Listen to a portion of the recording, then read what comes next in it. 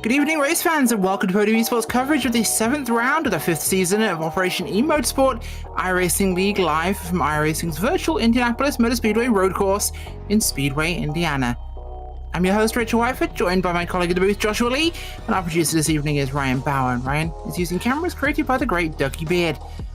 Well, Josh, it is great to be here for Indy. It isn't the oval, it's a road course. Of course, we are driving GT cars, that would be expected, but there's something good about being here. Of all tracks, no matter what we're here to do, there's something special about Indy. Whether you're on the oval, whether you're on the road course, there's just a different feeling when it comes to Indianapolis and when it comes to racing at this track. And so much history and so many great moments happen on this course. And not just the oval, but the road course as well. I mean, I think back to the last couple of years of the NASCAR Xfinity Series, NASCAR Cup Series racing here. Some great racing with the stock cars. How about the Indy GP that most recently went to 2 dates on the IndyCar calendar as well? This track creates a lot of exciting moments, and I think we're going to see the same thing tonight when we go racing for a little bit less time, only 30 minutes in these GTs, but these GT cars race really well around this course, and it's really a track suited for GT racing as well as open wheel. It absolutely is, of course, and don't forget we're here for Operation eMotorsport, which is part of the Operation Motorsport non-for-profit out there to help the Canadian and American service members, ill and injured veterans. Their vision here is to use these tools to attract ill and injured service and wounded service members and disabled veterans, present them with educational industry opportunities to aid in their retraining, recovery, and rehabilitation. I'm sorry, my English is awful tonight, apparently. Now, these missions, of course, involve getting veterans behind the wheel or in the pit road at motor racing events, working with teams, working in those small team environments, helping them to feel like part of something important. Because one of the worst things that can happen to you after working in a military environment is to find yourself not as physically capable as you once were, and in a world where, in civilian life, things are a little bit more distant, things are a little bit more separated. And motorsport, it really brings them back to where people feel useful and valid. And after an injury that can change your life, that can mean the world to you and your mental health. It's a fantastic opportunity they provide. Let's not forget we have 3 classes running in tonight's race here. We have, of course, the pro class drivers. Those are competition license holders, past and present, and iRacers with a rating above 1900. We also have and they're running GT3 cars. Now the GT4 cars tonight are our open and beneficiary classes. Now the open, those guys are serving or veterans of the military. They are staff, volunteers, and supporters of Operation Motorsport. And then we have the beneficiaries. These are the people enrolled in Operation Motorsport's programs. They're the people that we're really here to support. So, Joshua, a little bit about Indy Road. Well, this track is very unique when it comes to kind of the Roval style, because, I mean, the most recent Roval I can think of course, the Charlotte Roval that is coming up this week in the NASCAR world. I mean, that has a lot of banking to it. It has a lot of, hard braking zones. It has a lot of, it reminds me a lot of a rally course where you're just kind of throwing the car into each of the corners. But here at the Indy Road course, it's very, very different. You have the chicane of turns 1 and 2, then you kind of have the sweeping turn 4, then you go back into another chicane at 5 and 6, a very long back straightaway into a hard 90-degree left-hander and a couple other 90-degree corners leading into getting back onto the oval through the short chute of what is oval 1 and 2, but leads into the chicane of turns 12 and 13 on this course, and then a little bit of flat banking through what we're seeing here, turn 14, and then right back to the front straightaway at the yard of bricks. So you don't really touch a lot of banking at this course, and it does create a very interesting kind of road course oval hybrid, only using the short chute and the main straightaway here at Indy. Which does actually make things quite different, I suppose, because that turning point here off that front straight really does present a challenge, especially on lap 1. We have a big pack of cars. There's a big slowing down area of the circuit, so it's one to keep a real eye on. As we're looking at Rodney Campbell right now in 5th place. He's running around the end of the lap here across the yard of bricks. Past the scoring marker there. Just a little bit further on, there's the bricks just in front of us. But this course, it really does meld the two. And we have a lot of roval courses, but Indy is one of those weird ones, I think, Josh, where it feels almost like a regular GP track. It just happens to technically be part of an oval, unlike something forced. Yeah, and of course the Formula One used to race here. I remember back in the iRacing World Championship Grand Prix Series days. I mean, that series ran here with the DRS zone in the front and back straightaway. So its track has done open wheel. It has done GT and Grand Prix racing before, and we'll see how these drivers do tonight, as it looks like about 20 some odd drivers, 25 to be exact, hit the track for qualifying. Certainly do. Well, thank you for that one. But we have got an opportunity right now to talk to Chris Walsh. So good evening, Chris. Thank you for joining us. Do we have Chris? Chris, you there? A little bit of technicalities moments here as we try and get Chris Walsh on the line. We're going to hopefully have a chat. There we go. Sorry. We have got Chris. Awesome, Chris. Thank you so much for joining us. First off, just to throw it out there, who are you and what do you do? I'm Chris Walsh. I'm an active duty Air Force Special Tactics Officer, and I'm also OPMO ambassador. I think that covers most of it. I race cars too in my free time. That is awesome. Tell us about your racing experience with those cars. What is it you drive? So a myriad of things. I drive everything from a 1988 Porsche 944 up to a Porsche Cayman GT4, and then this weekend actually I'm racing a SRO at Indy and a BMW M2. That is very, very cool. Yeah, M2s are actually rather nice. Sorry, just doing some technical stuff on our side here. So obviously as an ambassador for Operation Motorsport, tell me about that role. What do you do for them? Yeah, so I'll kind of walk it back a little bit. I got involved with Operation Motorsport through the sim racing side of things, and actually through PCA is how I was introduced. And so I got involved, and I was working pretty heavily on the staff side as the military liaison for a little while, and then my job with the military picked up, so I had to take a more of a reserve role. But my goal really right now is just kind of get out there and tell the story about what OPMO does, and continue to advocate for them, to possible partners, and to just generally, get that message out whenever I have a platform to do so. So that's really my focus at the moment, but, I try to find any way that I can support them. I really think what they're doing is pretty righteous, and I think it's really awesome. So, member of the Air Force, how visible are these kind of organizations? Obviously, it's not just Operation Motorsport, but how visible are these organizations to people who are in the service currently, who are perhaps either deployed or have just gone through something? I mean, do people know how to find resources? Yeah, I think, it just depends on what phase of your career that you're in. I think, at the beginning of your career, probably less known. Everyone's kind of focused on just getting into their job and becoming the best at that. But as people get near the end of their careers, I think, they start to look for things on the outside that they might want to get involved in. And that is one of the struggles, right? Is that there are a lot of organizations out there, and finding the right organization that fits kind of the things that you're into is definitely a struggle for many of the veteran nonprofits. And I know something that OPMO has been working towards and trying to shore up. So that's one of those things, like, you can never have too much messaging and too much kind of publicity out there to kind of let people know that, hey, like this thing exists and it's really cool and it might fit exactly what you're looking for. No, that is absolutely true. Chris, and have you got anything coming up? You want to talk about any races coming up in the real world in the near future? So I will be racing this weekend at the Indianapolis 8-hour for SRO. I'm driving in TC America. And like I mentioned, the BMW M2 for Samantha Tan Racing 38 Motorsports, I think is the name of the entry. But so I'm excited to get back on the pro grid and, see if I can stand on that top step is my goal for the weekend. Best of absolute luck with that one, Chris. Thank you very much for joining us. Chris Walsh here, one of the ambassadors for Operation Motorsport and current serving Air Force. So thanks for joining us, Chris. Thanks for having me. You guys have a great night. We absolutely will.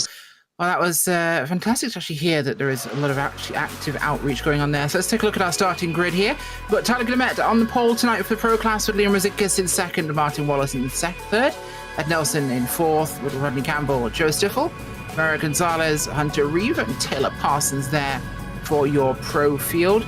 Then it's Connor Parisi leading the way for the beneficiaries tonight, ahead of Jesse Elliott leading the Open. Greg Meismer, second place for the beneficiaries. Thomas Utzon, Tyler Reed, and Brian Knight in the USO car. For the Open class with Benjamin Gigliotti, Brian Winker with Rick Haslett, and its beneficiaries John Winker, Philip Chartier, who's our beneficiary spotlight tonight, a Navy man, Charles Boschel for Open with Josh Schneider, Brian Knight, Elliot Whitfield on your field. Well, Josh, we're getting ready to start here, and it's looking pretty dark, actually. The lights are on the cars, and I don't know if there's that much lighting on the track here. This could be interesting. I've never seen a night race at the Indy Road Course, whether it's in the sim or whether it's in the real world, but I am seeing a little bit of stadium lighting around this track, specifically where we're sitting on the grid right now.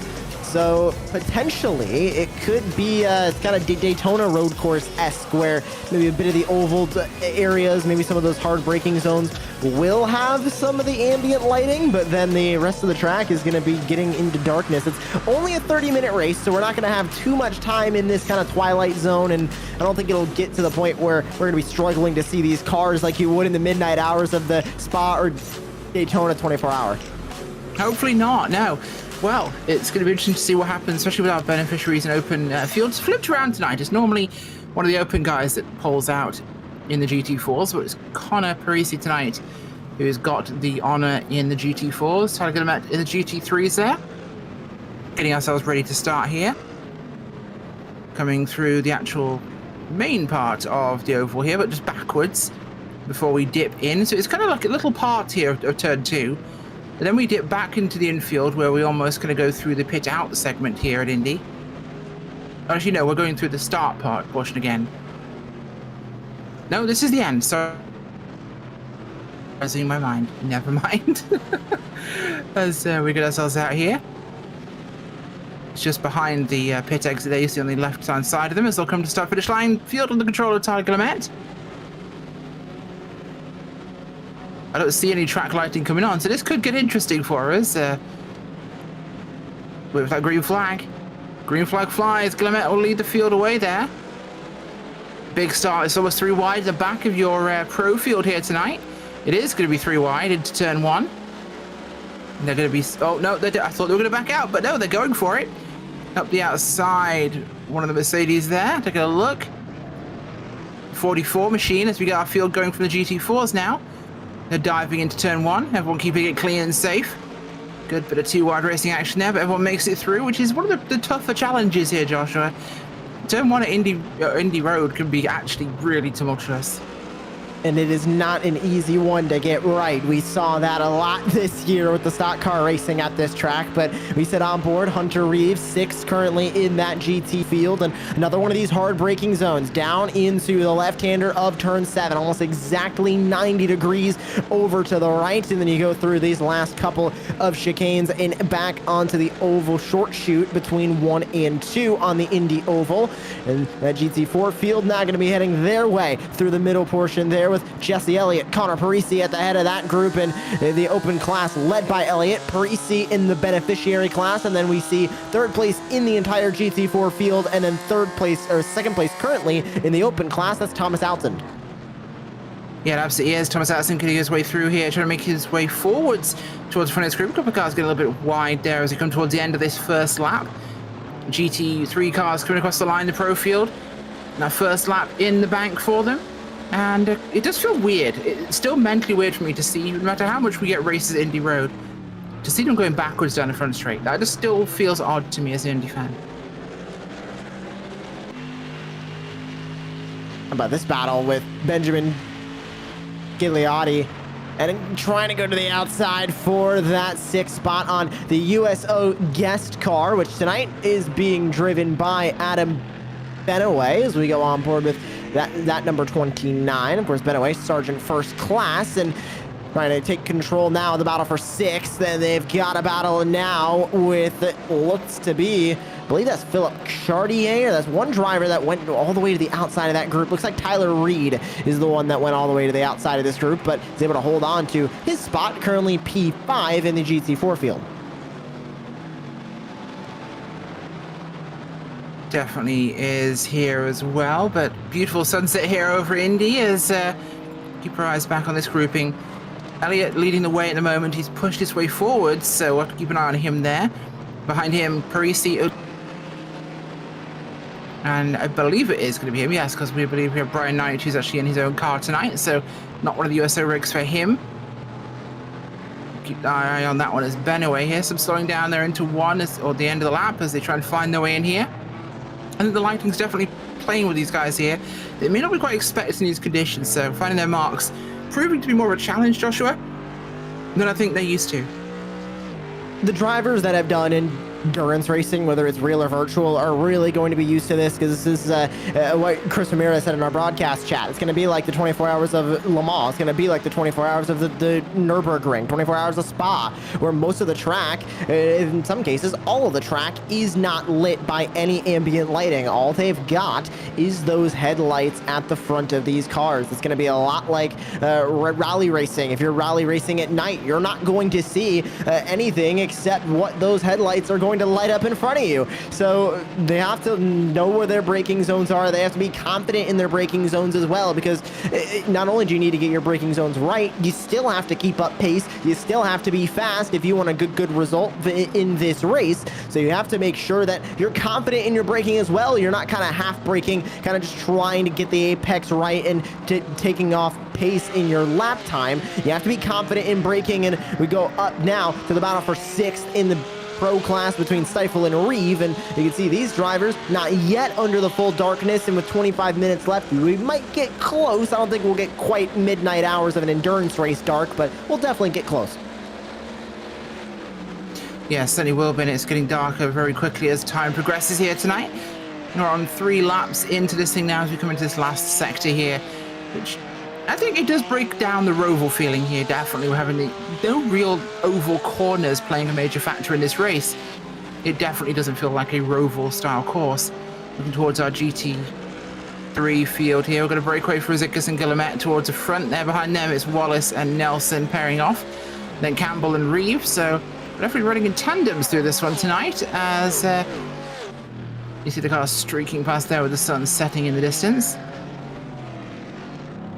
Coming across a very flat track, and that's one of the things this does lack. We have a very elevation-free circuit, Joshua. Leads to a very different kind of race, and these guys are very much feeling like they're stuck within a stadium bowl, but there's no up and down. No, the only up and down you're going to get is maybe a slight bit of banking once they're working their way back onto the oval portion, because I think the complex out of 13 and 14 that kind of blends back onto the front straightaway might have a little touch of banking if you go all the way up to the outside. Just the starter banking for turn 1, and there you can see it a little bit right there, just a tiny bit of banking that is used at the entry to turn number 1 on the oval, and it's used as the final corner here on the road course, so they get a little bit of banking. But other than that, yeah, it is very, very flat. It is very much, I love the way you described that, like they're racing kind of in a stadium. But Indianapolis Motor Speedway can fit multiple different stadiums inside of it. I believe the figure is maybe 8 or so AT&T stadiums in Dallas, I think was the figure I saw. Probably more, but I remember seeing a figure of stadiums fitting inside of this track, and it was multiple. Yeah, that's not bad, especially the 100,000 capacity, is it 200,000 capacity seating we have here? I believe somewhere north of that. It is a lot. Huge figure, absolutely. Wow, yes, no, darkness is really descending now. Their practice has been during daylight hours, so whilst they are adapting, there's going to be a little bit of trial and error as they find those turning points again, with it getting a little bit darker, especially some of these latter ones in the lap where you've got a backdrop of lit stadium seating, can make finding your turn in a little bit more tricky. Elliott being kept honest a little bit further back by Parisi here. These guys trying to keep themselves together. You see the same breakaway for them as we have with Guillemette and Razidkis there. Parisi on board here, looking up towards the 25 machine of Elliott. A little bit further back behind them, we also have Thomas Utzon, one of the open drivers. So got a real battle for the head of GT4 between technically 2 different class leaders, but as we always say, the GT4 cars are all racing each other pretty honestly. It might be a different label, but they are racing each other for the win as they come out onto the short shoot from 1 to 2 there, diving back into this second portion of infield. almost just a more complicated corner than we would have going around Indy Turn 1. But it does actually improve things, because that was one of the big issues with Formula 1 here, of course, Joshua, was the surface on the banking. The old it really messed grinding. with tires. Yep, it really messed with tires. Whereas not actually needing to go through the corner makes the GP circuit here much more usable.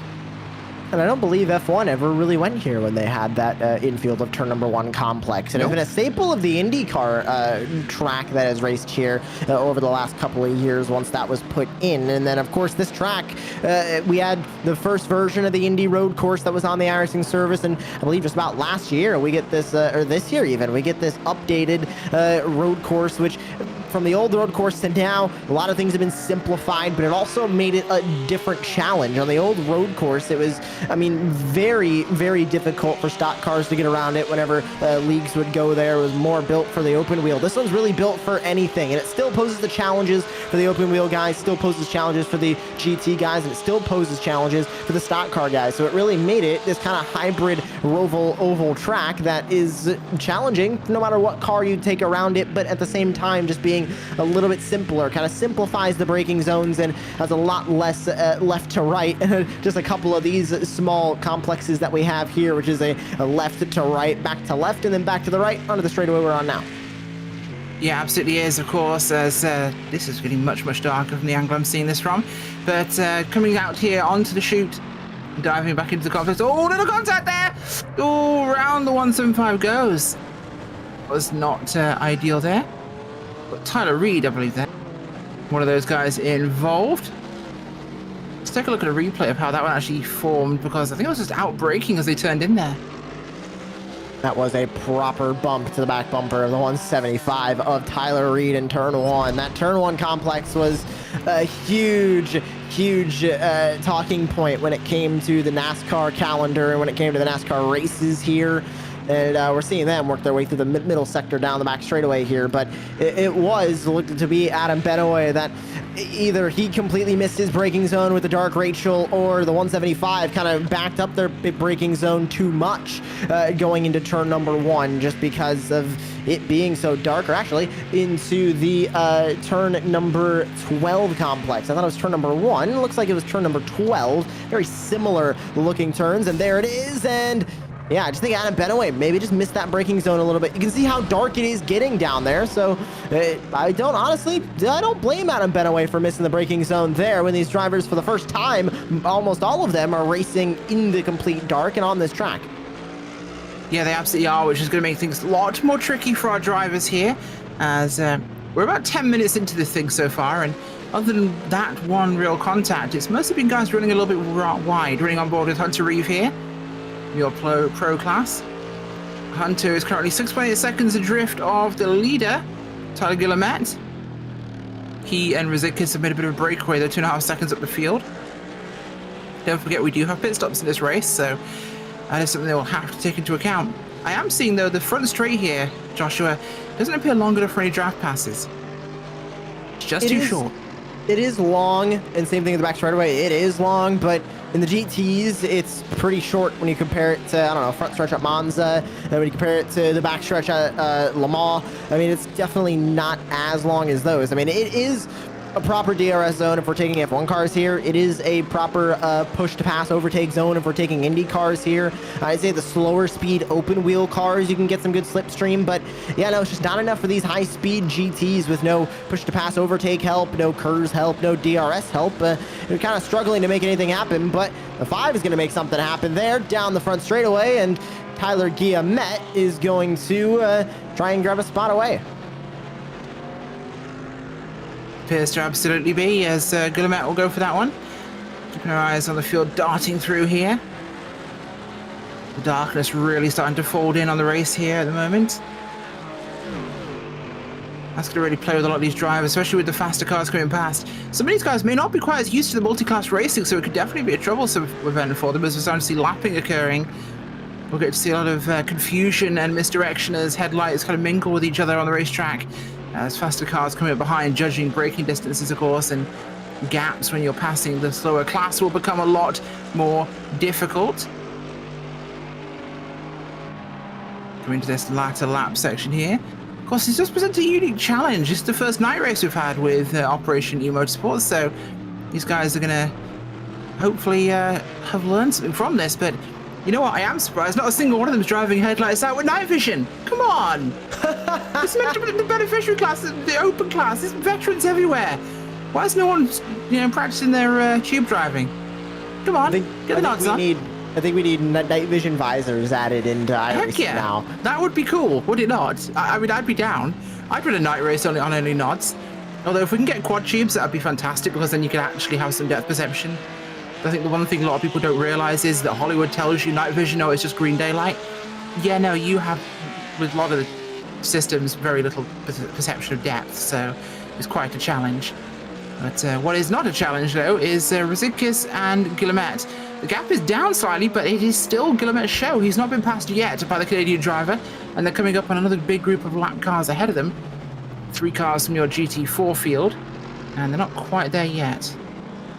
And Rosicus just sitting in that slipstream. It seems like he either can't get around him or is just trying any possible way to get enough of a run to be able to make anything happen down the front straightaways. And as they fight their way now into the short chute between turns 1 and 2 on the oval, they catch up to a couple of GT4 lappers, and this is going to make this battle for the lead very interesting, as one of those GT4s will escape into the pit lane. That was Jesse Elliott already in the pit lane in the open class, and another GT4 will join him there. But Guillemette and Rosicus continue to fight, and Rosicus actually stepped out of line there. You can see the 2 headlights of that number 2 trying to go to the inside, but not enough momentum. Stays a half second back as they catch more GT4 traffic. Yeah, he does indeed, and not quite got a chance to get around them yet. So this could open a door for Rosicus, who looks to be trying for something here. He's alongside him. That BMW, the 336, causing a bit of a blockage. Brian Winker there, and he didn't get through. He had a good shot at it, though. This is the opportunity, I think, that Rosicus could use. On board with the second place driver in the GT3s and trying to catch up. No help whatsoever for the second place driver of Rosicus. Battle for third has gone the way of Ed Nelson over Martin Wallace, as they just swapped positions back there in the battle for third, as the battle for the lead kind of dissolves into a kind of half-second bubble between the top 2 drivers as they continue to work their way now over halfway done with this race, Rachel, and the lights continue to dim and the headlights continue to get brighter. They absolutely are. Well, it is halfway, which does mean it's time for our beneficiary spotlight, which tonight is Philippe Chartier. Philippe joined the Navy in 2003 right out of high school, and he became a CB, which is the Navy Construction Force. So he never saw time on a ship, and he was an equipment operator using the big heavy construction machinery. He was a petty officer 2nd class, and he served from 2003 to 2010, was stationed in Gulfport, Mississippi, is that? I think it is. Yeah, first deployment was to a quarry off the coast of California, or a quarry. Not sure what that particular word is there. In 2005, Hurricane Katrina hit, and he was then deployed to Iraq. He turned 21 over there, and he went to Kuwait in 2007. From 08 to 10, he was in the recruiting world. Loved his time in Iraq. Things were simple: stay alive and do your job. He learned a lot. He had a lot of crazy times, and never got as much action as he wanted to, but they took mortar fire and sniper fire more often than they'd like to admit, which makes it much more difficult than working on a construction site in Bakersfield. Although you probably take more rounds in Bakersfield than you would actually in Iraq, so what's the difference? He completed his Masters this past spring. He earned a football national championship ring as an equipment manager in 2018. Currently working at Skida, an aftermarket company for Ford Mustang performance parts in South Georgia. He has a wife and 2 awesome dogs, and he has 2 kids from a prior marriage living in Louisiana. Mostly spends his time on iRacing, which he started about 6 weeks ago. That's prior to him joining this league, so it's a bit older now.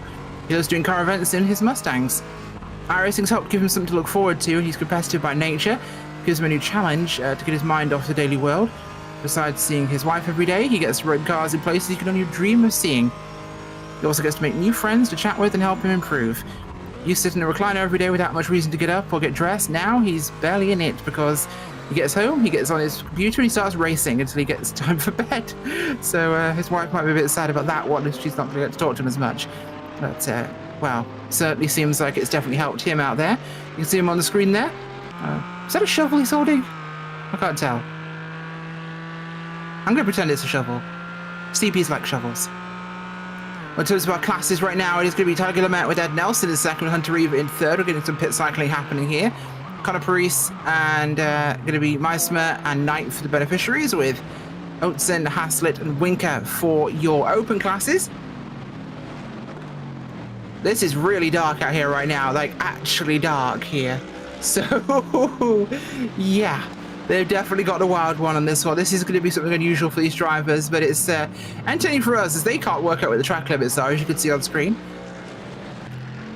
Pit stops have also started. Radzidis, Wallace, Parsons, and Campbell in from the GT3 field. Drivers that have completed their pit stops in the GT4s is Jesse Elliott, Greg Meismer, Brian Winker's in currently, Adam Benaway, John Winker, Carlos Boschel, Philip Chartier, and Benjamin Cagliotti, all with pit stops completed in the GT4s. And Connor Parisi comes in this time. Tyler Guillemette is in. Ed Nelson is in. Reeve, Stifle stay on the racetrack. But yeah, it's dark. I mean, you can barely see onto the front straightaway there without the help of a couple of cars with headlights. Reminds me of a certain Jim Beaver Esports event last year on Podium Esports that we had, where it got very, very dark around Lime Rock Park. That does not have any lights whatsoever, and Pro 4s do not have lights on their trucks at all.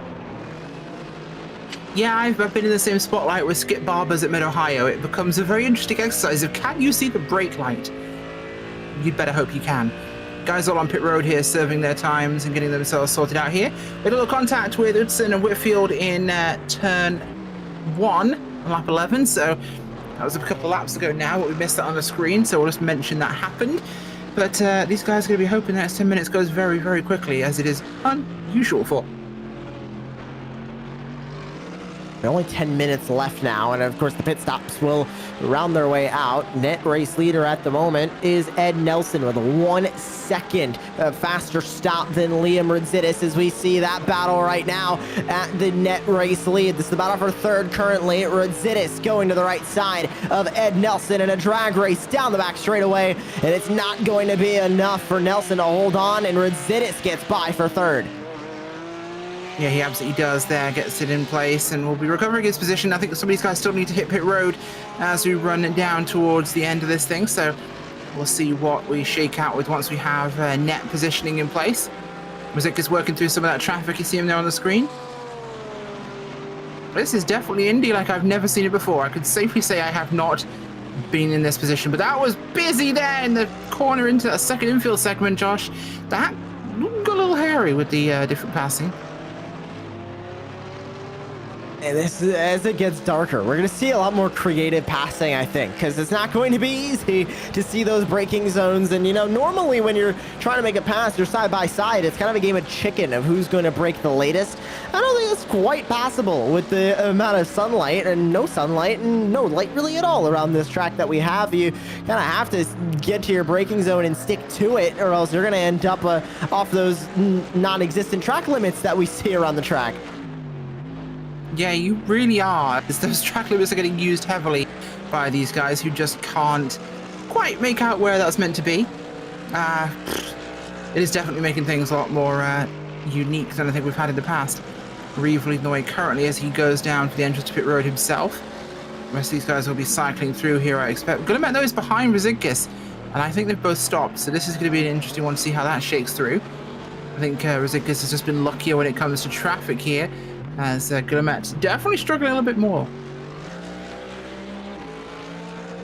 Yeah, Guillemette is down the 8-ball right now as the final driver of the GT3s comes in. That's Hunter Reeve, 22 seconds now to Liam Radzidis. Is Radzidis with getting by Ed Nelson, has now put a really, really good gap in his Mercedes over the Porsche behind. And it's 6 seconds from Nelson back to Wallace. And then this battle right here that we see between Guillemette, and we're on board with now, and up to the 666 of Martin Wallace in fourth. This is the closest battle in our GT3s currently, and it's the battle for the the edge of the top 5 as they work their way back to the front straightaway. And south of 8 minutes left to go, there is Hunter Reeve still in the pit lane, and the pit stop timer continues to count up, 12.2 in the box, and now he has to get out of the pit lane as he continues to lose time, and Wallace and Guillemette continue to try and fight, but Guillemette gonna have to settle back into line.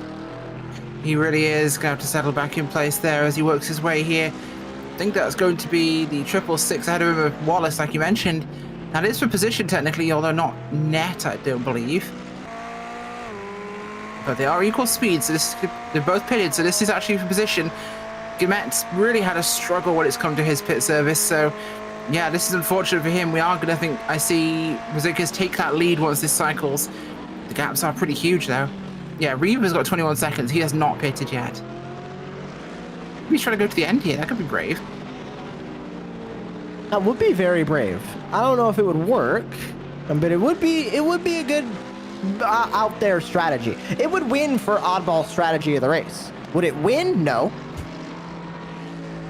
It would win for the most oddball strategy. I mean, the fuel is close. It's not necessarily impossible. I think with potentially reduced speed, it might work. I just don't know. Well, either way, they're not racing for the win in either the open class, the beneficiary class, or the GT4 class as a whole.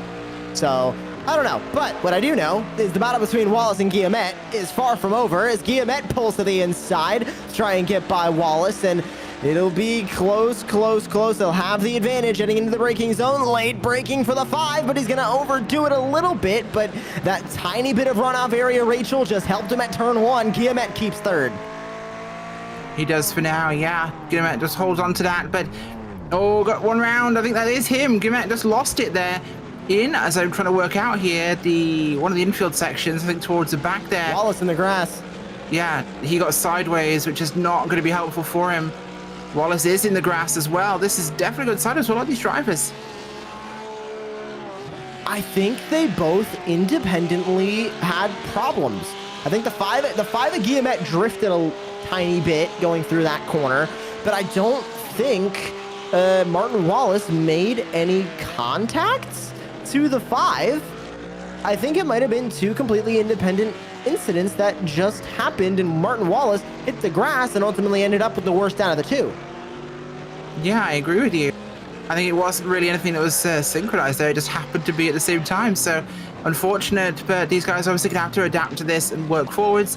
The race doesn't stop for a mistake, but it's definitely going to mean they have a lot more to do with this because now they have to pay more attention to how this is playing, and it's not easy, but it's definitely up there. So we'll have to see if they can get the advantage out of this and make some ground. But the clock is running down here. We'll look 4 minutes 30 on the clock here. Guillemette's back up to 3rd, but the gap is large. It's 15 seconds to Nelson. Mazikas is now net leader. As we did see, of course, Reeve pitted. The gap there, just 0.8 of a second between him and Ed Nelson. That could be a battle towards the end of this, but we'll have to find out. Elliott leading the way in the open class with Paris just behind him by a couple of seconds here, so no battling happening down there at the moment. In fact, everyone's just hoping to finish this, I think, at the moment. The open class and beneficial classes have no actual active battles right now. Closest thing we do have is Nelson Mazikas. Reeve, they're looking towards Parsons as well. Oh, bit of 3 wide contact! Oh, nearly contact for the car on the outside. Get us a replay of this one, but I want to see what happened to Joe Stiffel there because Joe got the shorter end of that stick. Taylor Parsons was the one that went around all the way into the grass, and that was contact with Hunter Reeve. There's the onboard, or the far right. The onboard with Taylor Parsons, who got the. Taylor Parsons was the one that ended up in the grass here in the 5, just completely missed his braking zone. Right. Watch the outside. Panic! So that was Joe Stiffel who suddenly had. Stifle had to wear the brown race suit because he got a car spun into his direction with no lights. So that got real interesting real fast. Oh yeah, he had no idea that Taylor Parsons was coming up the track either. Nope, until he was there. I think he saw the class markers on the side of his car, or the number board was the only thing he could see because the car just got shunted in his direction and he had to work out where to go. One of the problems of night racing and incidents there. Nelson here closing down on your leader. getting through traffic as well. He's actually closed that gap here on Ruzicka, so we could see a battle. Ed Nelson in that Porsche has caught back up. Remember when I said Liam Rizidis got around Nelson and then put a decent gap? Well, that gap is completely gone. The 50 has lost a ton of time, and here comes GT4 traffic. 2.5 minutes left, late braking from Nelson, and he's gonna go wide into the grass, but so does Rizidis. Nelson just happens to go a little bit wider, and that 2/10 gap is now 1.4 as they head back to the front straightaway. Yeah, they absolutely do. Wow. Whew. This is getting a little bit heated as we come down to our... Should get another lap or so in here as we're coming across the line now. So we'll see at least 2, I think, at this point. It's, oh yeah, apparently just finding out the GT3s have glowy number plates, the GT4s don't. So if they're sideways, good luck! Yeah. Hope you can see it. I think I got everything on this track right now. I hope you can see it, because headlights are only going to do so much. I mean, they can only see, what, maybe 10, 20 feet ahead? Oh! Oh, hello. Incident there between... Was that your leader? Ruzicka's had contact with the 78 machine. Elliot Whitfield, a beneficiary, came up behind him and contacted his rear bumper, sent Whitfield off the track, slamming into the tire barrier back there. A nose contact there for Ruzicka. Elliot is still behind him, though. Ruzicka's still ahead. But Zidis lost a good bit of time there, and he did make contact down the back straightaway. We'll take a look at that replay here.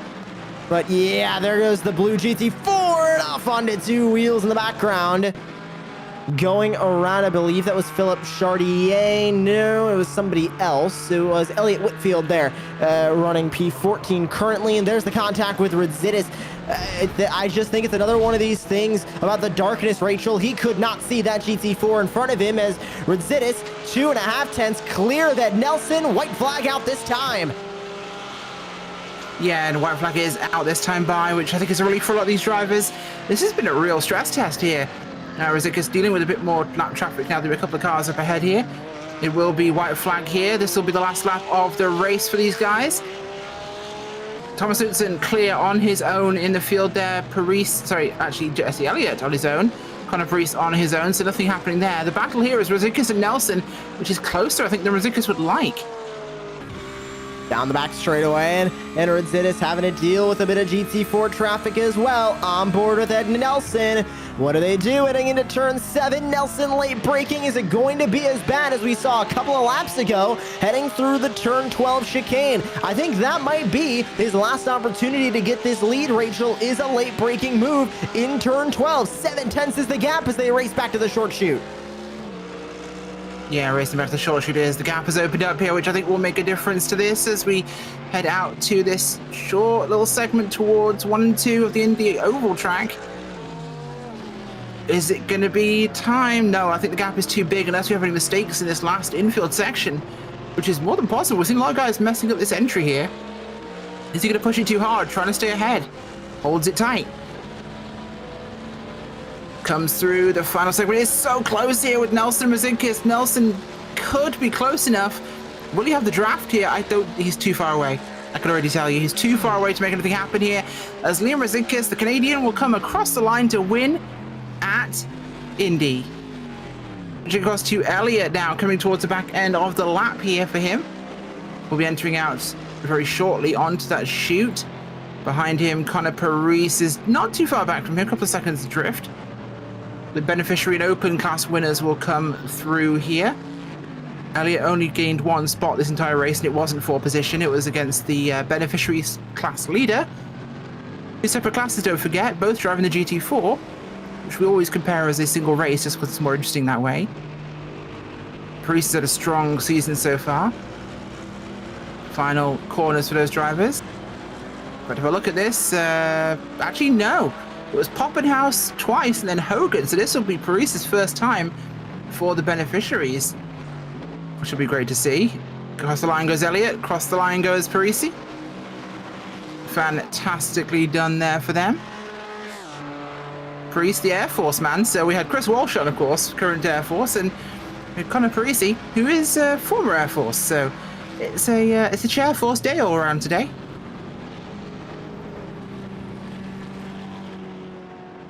The rest of those drivers coming across the field here. Oh, Chartier's out of fuel. Oh, he is. He's hobbling his way here. Oh, man, our beneficiary spotlight for tonight. The CB wishes he could build himself some fuel tanks. Unfortunately for him tonight. He's slugging his way there. He's going to try and roll it. Will anyone go and help him? Come on, someone. We've seen him do it before.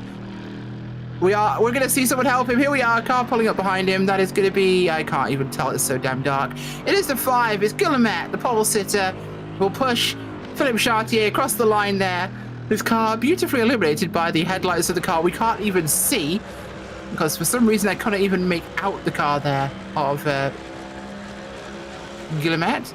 Finished 3rd place on the podium there for your open pro class, sorry.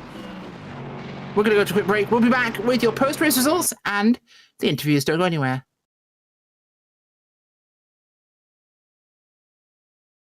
Hello, this is Jason with Operation Motorsport. We'd like to introduce you to some of our beneficiaries who were active during the GT World Challenged SRO race at New Orleans Motorsport Park this past weekend. This weekend I've been working with Steve over on GT4 and with Charlie over on the TC cars, doing the tech inspections for them, checking the ride height, weight, camber, and also the tire pressure and things like that. When they come back from the races, then the top 3 or top 5, depending on the class, have to come through and get everything checked all over again to make sure that they ran the race within the regulations. Sometimes we have to pull some parts and measure those. It all depends on what comes down from the technical director. Operation Motorsport has actually done a lot for me in a really short period of time. It's pretty amazing to feel part of a team again and like have some kind of a purpose. It's really, really amazing. And the value for me, at least, it goes way beyond just like, oh, it's very cool that I'm learning how to do ride height on cars. Yeah. Like, that is absolutely not like the main value for me. Yeah. You feel like you got some worth, man. Yeah, worth something. Yeah. You know what I mean? I don't know. In here, I feel like I can contribute. I mean, it's not a big contribution, but it doesn't matter. You know, even in the military, somebody's got to get the food ready. You know what I mean? So I can help here. I can do stuff. I can learn stuff. Yeah. People are patient. Nobody acts like I'm stupid if I ask a silly question. Yeah. I'm learning. You know, and it feels really nice to be somewhere where I can learn something that I'm actually interested in and feel part of a team and like there's people I can count on, things like that. Well, I think so. Thank you. Thank you very much. Yeah. It's done a lot for me.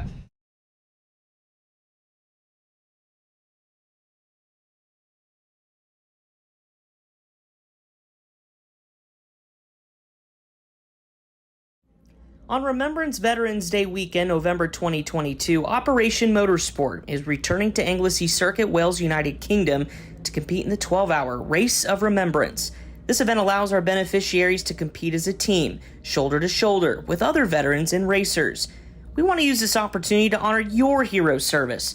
And for a $25 donation, we will place your hero's name on the hood of our race car. 100% of the donations received will be used to support our Race of Remembrance operation. Help us honor 500 heroes and donate today.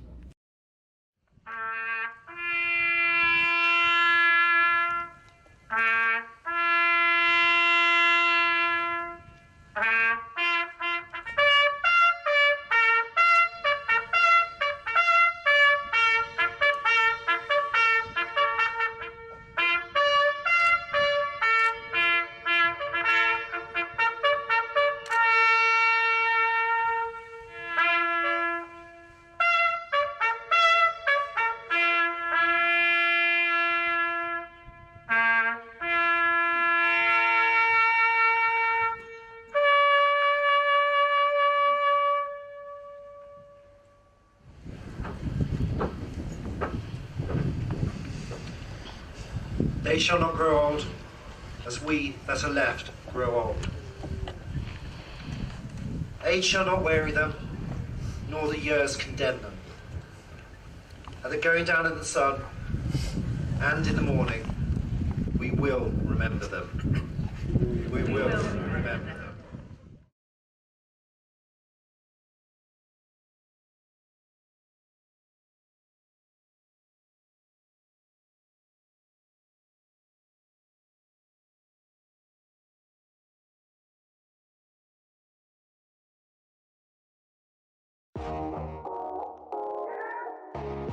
Welcome back to Operation E Motorsport here at Indy Road. And we're going to have post-race results. Right before our interviews, Liam Rosickas takes the win in the pro field with Ed Nelson and Tyler Guillemette filling out the podium there. Behind them, it's Martin Wallace, Hunter Reeve, Taylor Parsons, Joe Stiffel, Rodney Campbell, and Mario Gonzalez in last. For Open, it's Jesse Elliott taking the win there with second place in his grid will be Thomas Allison, third will be Adam Benaway. For the beneficiaries, Connor Parisi takes the win with Greg Meismer in second. Then behind those guys, it's Rick Haslett. The third place for beneficiaries, John Winker. Fourth place for the Open, Charles Bichelle with Tyler Reed. We've got Brian Knight for the beneficiaries. Philip Chartier there, got pushed towards the line. Josh Schneider, Brian Winker, Elliot Whitfield, and Benjamin Gigliotti. Well, we're going to have a chance to chat to our race winner tonight. That is Connor Parisi here. Connor? Yep. That looked dark. Gotta say. It's more fun to lights off, right? I mean, it's the Air Force. Are you guys allowed to fly bad weather and nighttime these days? Well, we got the disco lights for a reason. There you go. Definitely looked like a unique challenge given the lack of track lighting and probably a practice during the daytime, I'm guessing. Yeah, I honestly I've never ran this track before the hour practice before tonight. And it was all with the lights on. So as soon as it got dark, it was kind of having to relearn where the apexes were because all my visual cues were no longer lit. So wicked fun, though. It certainly appeared to be that way. Looked like he had a good run, of course, there with Mr. Elliott from the Open class. Yeah, I took too much gas on my pit stop. I think we could have been a bit more close if I had not took it was like 4 gallons too much, so way too much time on pit road.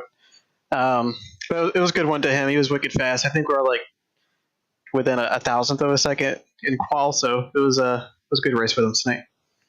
Yeah, I believe your qualifying difference was 130.877 for him, 130.823 for you, so 5/100ths of a second between the pair of you. So pretty close. Anybody you'd like to give a shout out to or thank? Yeah, I got to thank all the guys at Jimby Resports, as well as all our partners, Apex Gaming PCs, Next Level Racing, Pimax, 10-7 Race Wraps, and got to thank all the Opmo guys, as well as you guys for putting on the show. Awesome. Well, thank you very much. Connor Parisi putting more points on the board for, which is a shocker, by the way. The Air Force and the Marines are tied right now for lead in Season 5. For once, you guys are beating our Army significantly. Well, we've got Gregory Miser standing by right now, who will be joined here by Joshua Lee. And Gregory Meismer coming home at 13th overall, 4th in the GT4 class, and 2nd in the beneficiary class. Greg, same start to you as Rachel did with Connor. That was a dark one out there. Yeah, was not really prepared for a night race. It got a little dark. Have you done any endurance racing akin to the 24 Hours of Spa, Nürburgring, Le Mans, where you just kind of don't have any lights around the track and you only can rely on your headlights, the brake lights of the driver in front of you, and their headlights as well? Absolutely. Sebring is one of the worst. Road Atlanta, once the lights go out there, there's nothing around the track. If you don't have any cars in front of you, you can't see any apexes at all. It's just way too dark. Well, at least you had a little bit of experience running in the pitch black in a couple of endurance races. But P4 for you overall in the GT4 class, a solid run. But what else did you need? What more did you need out of that car to get further up into the top 5? Probably experience on the track. First time running here at Indy. I know a lot of the guys were complaining about a new layout. Not really expecting that. And I'd never really run here. So I think just more track experience. Driver adjustment probably do some good. Congratulations on your 2nd place in the beneficiary class, 4th place in the GT4s, Greg. Awesome job tonight. Thank you. Good to hear, Rachel, from Greg Meismer, and then we'll transition over to 3rd place in the beneficiary class and ended up finishing 7th in the GT4s as well. You're standing by with John Winker.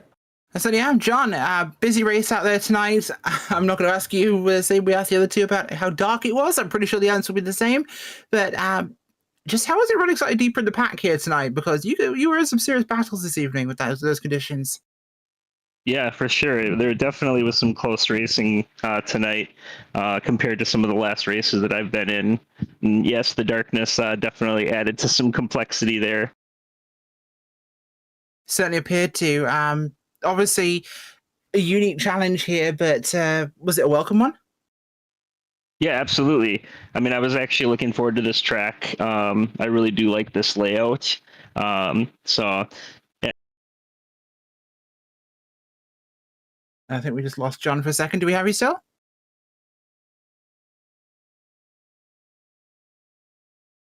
John, do we have you?